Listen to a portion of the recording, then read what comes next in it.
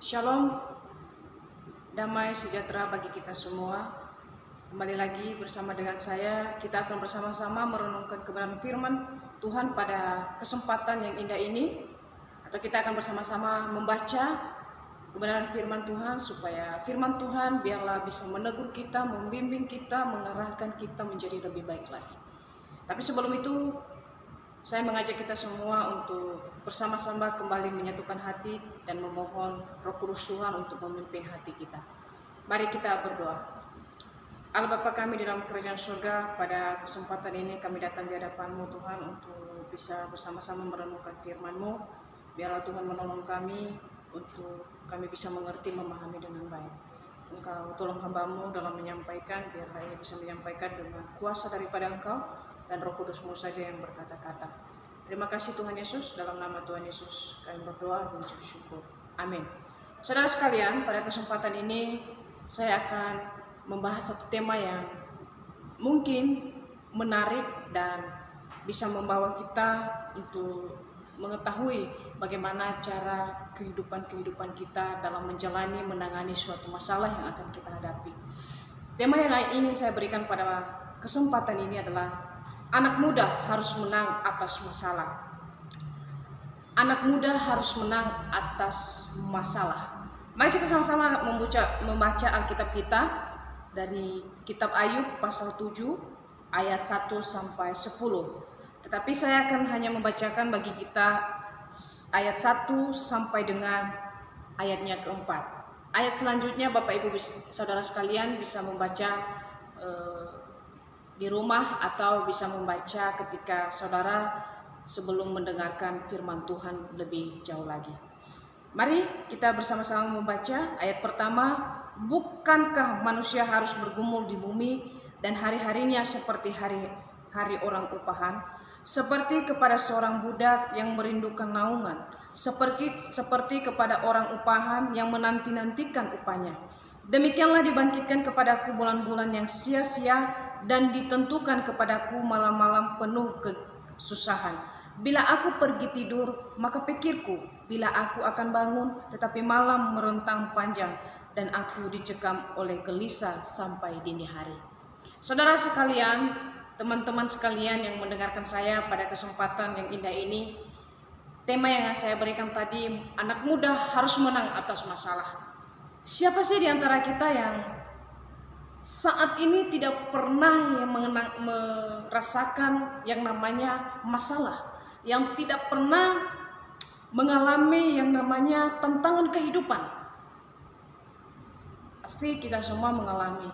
Bahkan sejak kita lahir, kita sudah mengalami tantangan, hanya saja kita tidak tahu itu masalah atau tidak. Tapi ketika kita semakin dewasa, semakin besar, tantangan itu sepertinya semakin sulit. Artinya ketika kita semakin berjalan ke tahap yang lebih tinggi lagi, tantangan yang kita hadapi itu semakin banyak.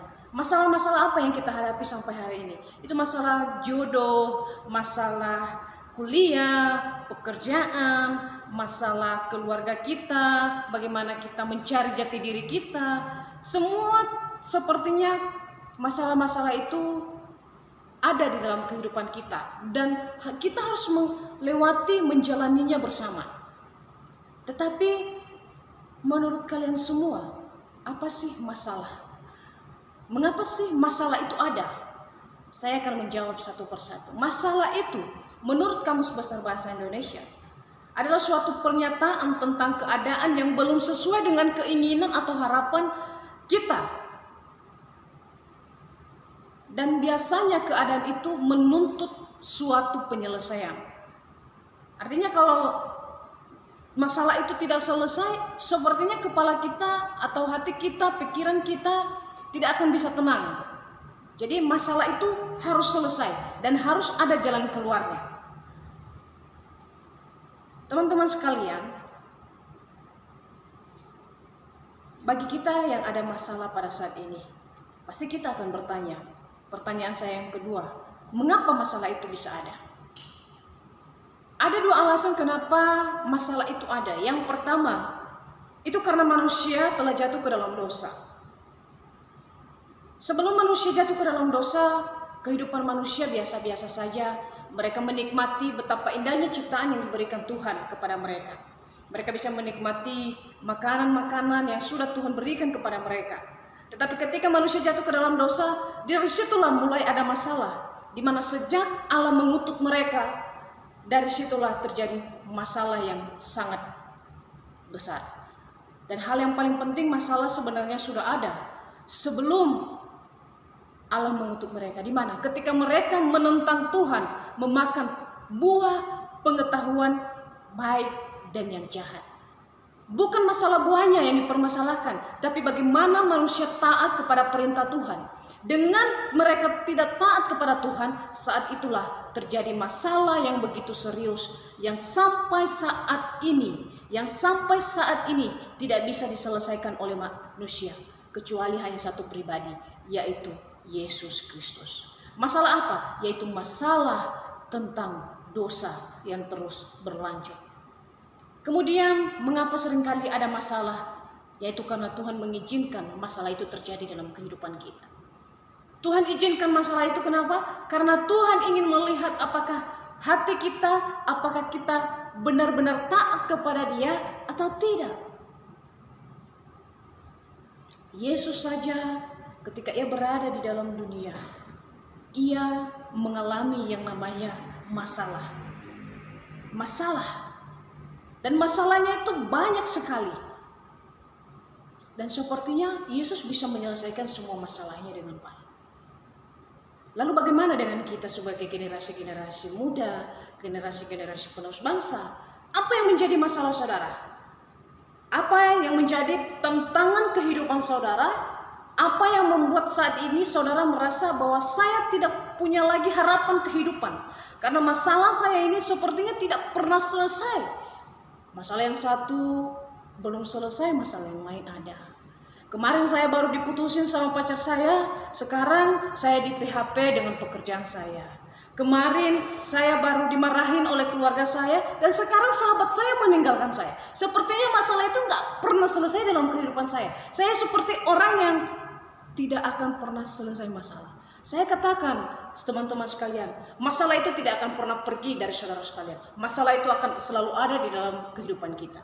Dia tidak akan pergi. Masalah suka dengan diri kita, masalah suka bersama dengan kita. Karena kenapa? Dengan masalah kita bisa melihat kasih Tuhan dalam hidup kita. Oleh karena itu, janganlah kita menyerah di dalam masalah yang kita hadapi. Mari kita belajar dari tokoh Alkitab yang sama-sama kita baca pada kesempatan saat ini, yaitu tentang Ayub. Saudara sekalian mungkin pernah mendengar tentang kisah Ayub. Mulai dari kita sekolah minggu, ketika kita sekolah, bahkan mungkin sampai sekarang pun pendeta-pendeta besar seringkali mereka membahas tentang kisah Ayub yang orang soleh, orang baik. Di situ kelihatan banget di dalam Ayub pasal 1, di situ berbicara bagaimana Ayub itu adalah orang yang benar di hadapan Allah. Tidak bercacat sedikit pun. Itu Alkitab mengatakan. Itu bukan saya yang mengatakan saudara. Itu Alkitab yang mengatakan. Tetapi orang yang begitu benar, orang yang begitu tidak melakukan kejahatan di mata Tuhan, tapi justru yang mengalami masalah yang sangat serius. Masalah yang sangat-sangat sepertinya komplit. Tidak ada jalan keluarnya. Yang pertama, ia harus kehilangan anak-anaknya, kemudian harta bendanya, kemudian istrinya meninggalkan dia, dan juga sahabat-sahabatnya. Tetapi apakah dalam situasi itu Ayub mengalami yang namanya depresi, mengalami yang namanya menyerah? Ketika saya membaca Ayub ini, saya sangat terberkati. Di mana di dalam kehidupannya yang masalah yang hadapi, ia tidak pernah mengatakan bahwa saya menyerah Tuhan. Sebagai manusia mungkin dia mengalami yang namanya kesepian, mengalami yang namanya dia ditinggal, mengalami yang namanya sesuatu kesedihan. Tetapi kesedihan setiap saat yang dia hadapi tidak membuat dia melupakan Tuhan. Justru semakin dia meyakini bahwa Tuhan itu menolong dia. Bahkan ketika sahabat-sahabatnya sendiri meragukan tentang kehidupan Ayub, Ayub tetap memberikan argumen bahwa hidupnya itu benar di hadapan Tuhan. Ayat yang kita baca pada hari ini pasal 7 berbicara bagaimana Ayub sebenarnya membela dirinya di hadapan sahabatnya yang merasa bahwa Ayub, engkau ini sudah berdosa, jangan-jangan masih ada dosa yang kau lakukan, tapi tidak kau sadari. Tapi Ayub mengatakan bahwa saya bukanlah siapa-siapa.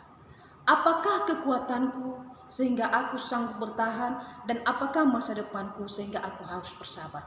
Ayub pasal 6 ayat 11. Kemudian dilanjutkan, bukankah manusia harus bergumul di bumi dan hari-harinya seperti hari-hari orang upahan?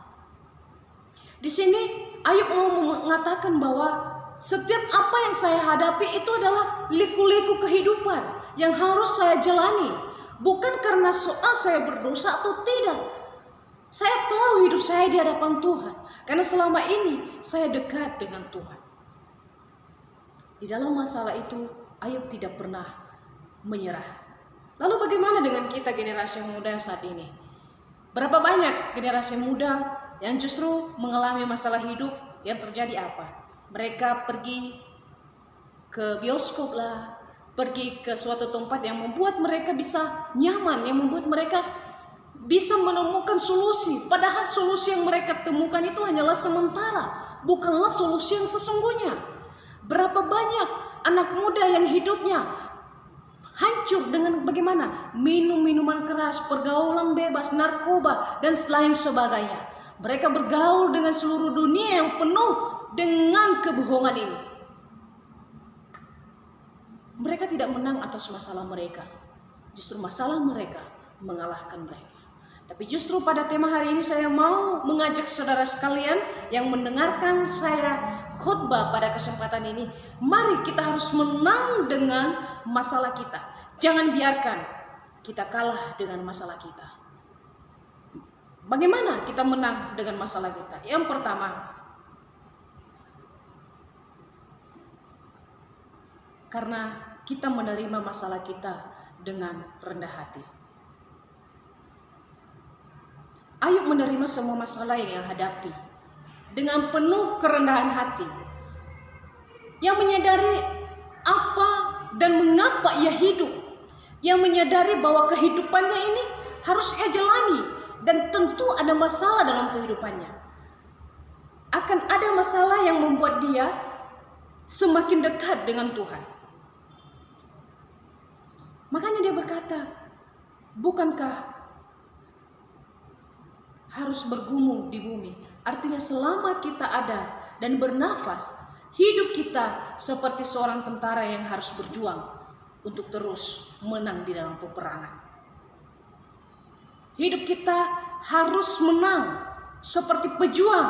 Jangan sampai kita dikalahkan oleh masalah kita. Tetapi ketika kita menerima masalah kita dengan kerendahan hati kita, itu artinya menunjukkan bahwa setiap masalah yang hadir dalam kehidupan kita, kita terus belajar dari masalah itu. Kita terus mau dibentuk dari masalah itu. Bukan justru kita menyerah, bukan justru kita depresi, tetapi kita mau terus belajar dan kita harus bisa mengatakan saya bisa karena saya punya Tuhan yang menolong saya.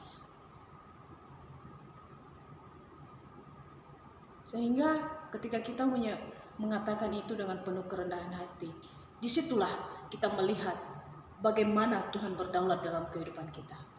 Apakah di dalam kehidupannya Ayub tidak mengalami yang namanya menyerah? Secara pribadi saya mengatakan Ayub pernah menentang Tuhan, Ayub pernah melawan Tuhan. Di pasal-pasal berikutnya kita akan melihat Ayub menentang Tuhan, tetapi setelah itu ketika ia menyadari apa yang ia katakan kepada Tuhan, ia kembali kepada Tuhan dan memohon ampun kepada Tuhan. Ia tahu bahwa seluruh kehidupannya, pergumulan yang ia hadapi, masalah yang ia hadapi adalah tujuannya baik untuk kehidupannya. Dan yang terjadi, Tuhan mengembalikan semuanya 2 kali lipat dalam kehidupannya. Karena ia bersyukur dan menerima setiap masalahnya dengan penuh kerendahan hati. Bagaimana dengan kita anak-anak muda? Apakah kita menerima masalah kita dengan penuh kerendahan hati? Atau kita justru sebaliknya, kita menjadi sombong, kita menjadi keras hati dan mengatakan, itu masalah, biarkan saja, dia akan selesai sendiri. Ingat, masalah tidak akan pernah selesai dengan sendirinya tanpa kita yang berjuang. Perjuangan kita bukanlah sendirian, tapi perjuangan kita bersama dengan Tuhan. Dan yang kedua, bagaimana kita menang atas masalah kita? Yang kedua adalah mendekatkan diri kepada Tuhan. Yang pertama tadi adalah menerima masalah dengan kerendahan hati, dan yang kedua mendekatkan diri kepada Tuhan. Ketika Ayub mengalami masalah yang begitu berat, apakah ia mencari manusia?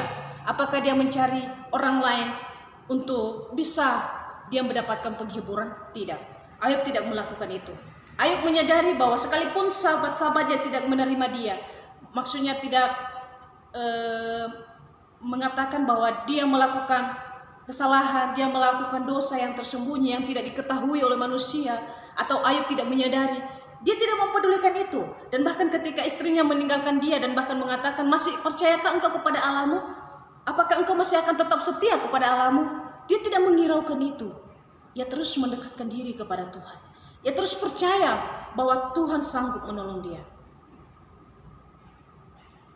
Kadang-kadang sebagai seorang sahabat, sebagai seorang saudara, ketika ada teman-teman kita, mungkin ya, teman-teman kita datang menceritakan masalahnya, kadang-kadang kita mengatakan, jangan-jangan kamu melakukan dosa yang tersembunyi yang tidak diketahui oleh manusia.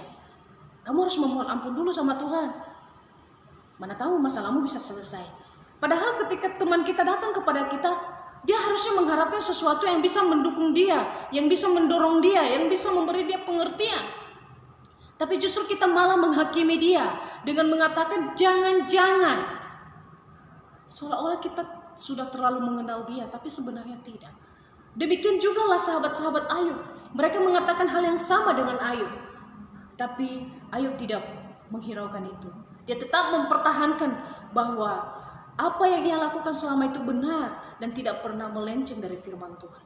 Oleh karena itu, dia semakin mendekatkan diri kepada Tuhan. Dia semakin sadar bahwa hidupnya harus penuh dengan tuntunan Tuhan. Kehidupan kita, kepada siapa kita mendekatkan diri ketika kita ada masalah? Hai generasi muda, kepada siapa engkau mendekatkan diri ketika engkau ada masalah? Kepada sahabatmu kah? Kepada gadgetmu kah? Kepada pekerjaanmu kah? Atau kepada sesuatu hal yang menurut kamu lebih spesial? Pacarmu, kekasihmu? Ketika engkau ada masalah, mendekatkan diri kepada dia. Seolah-olah engkau merasa bahwa ketika saya mendekatkan diri dengan mereka, masalah saya selesai. Masalah saya ada solusinya. Tapi benarkah dengan begitu masalah kita akan selesai? Ingat, ketika kita mengandalkan manusia, ketika kita berharap kepada manusia untuk bisa menyelesaikan masalah kita, suatu hari nanti manusia bisa meninggalkan kita, bisa menjadi musuh kita. Tetapi Allah tidak. Ketika engkau mendekatkan diri kepadanya, ketika engkau semakin dekat dengan dia, Allah tidak pernah akan menjadi musuh. Allah akan selalu menjadi sahabatmu, menjadi kekasihmu, menjadi teman curhat kamu. Janganlah kita lari dari Tuhan ketika kita ada masalah, tapi baiklah kita mendekatkan diri. Ibarat tumbuhan bisa semakin berkembang, semakin bertumbuh, itu ketika ada matahari. Ada satu tumbuhan yang sederhana yang dikelola oleh teman saya, yaitu kangkung, dan dia bercerita setiap hari ia melihat pertumbuhan kangkungnya itu. Dan suatu ketika dia memperhatikan bagaimana kangkungnya itu bisa bertumbuh. Dan ketika ia memperhatikan, ternyata kangkung yang ia tanam itu semakin hari semakin berkembang. Tapi ada satu yang aneh, yang membuat pemikirannya semakin luas dan bertanya-tanya begini. Ketika matahari terbit, kangkung itu bisa bertumbuh dengan cepat dan ia bisa memberikan warna yang hijau di daunnya. Tetapi ketika matahari mulai jam 11, jam 12, kangkung itu mengikuti. Dan sampai ketika sore hari, kangkung itu semakin hari semakin matahari terbenam, kangkung itu juga semakin ikut layu begitu ya, ikut layu. Artinya kangkung ini fokus kepada matahari ketika ia mau bertumbuh. Dan sekarang yang menjadi pertanyaan bagi kita juga, apa yang menjadi fokus saudara, apa yang menjadi fokus kita ketika kita ada masalah? Sama seperti kangkung tadi, ketika ia mengalami mau bertumbuh, ketika ia ingin lebih bertumbuh lagi, dia fokus dengan matahari itu. Andaikan matahari itu tidak ada, mungkin pertumbuhannya tidak akan pernah bisa sebagus yang disaksikan oleh teman saya. Begitu juga dengan kita. Fokus kita kepada siapa? Apakah kepada Tuhan? Atau kepada diri kita? Kepada teman kita? Atau kepada sesuatu yang menurut kita berharga? Tapi sebenarnya tidak. Fokus kita, ketika fokus kita kepada Tuhan, ketika kita ada masalah, maka kita tidak akan pernah mengalami yang namanya layu dalam iman kita. Tapi justru semakin hari kita semakin bertumbuh. Karena yang memberi pertumbuhan di dalam iman kita, keyakinan dan juga penyelesaian dalam masalah kita adalah Tuhan. Dan ketika kita selesai dan bisa menyelesaikan masalah itu bersama dengan Tuhan, maka kita akan semakin berdewasa. Kita akan semakin merasa bahwa Tuhan itu dekat dengan saya. Tetapi yang terpenting ketika kita mendekatkan diri kepada Tuhan adalah kita percaya kepada-Nya. Kita merasa, kita mengatakan saya sudah mendekatkan diri kepada Tuhan, tapi kita tidak percaya kepada-Nya sepenuhnya. Kita cerita kepada Tuhan, tapi tidak semua masalah kita ceritain kepada Tuhan. Hanya sebagian saja. Tapi coba kepada manusia kita ceritain semuanya. Pernah saya merenungkan saudara sekalian dan teman-teman, bahwa ketika saya ada masalah, yang saya lakukan pertama adalah saya curhat dengan teman saya. Saya tidak curhat kepada Tuhan. Saya akui saya sekolah teologi. Saya sudah merasa bahwa saya ini sudah mendekatkan diri kepada Tuhan. Beberapa belakangan hari ini, bahkan 2 minggu yang lalu, saya ditegur dengan kebenaran firman Tuhan. Dan saya bergumul.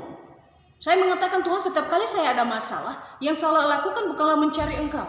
Tapi yang saya lakukan adalah mencari teman saya sendiri, mencari sahabat terdekat saya dan menceritakan semua masalah saya.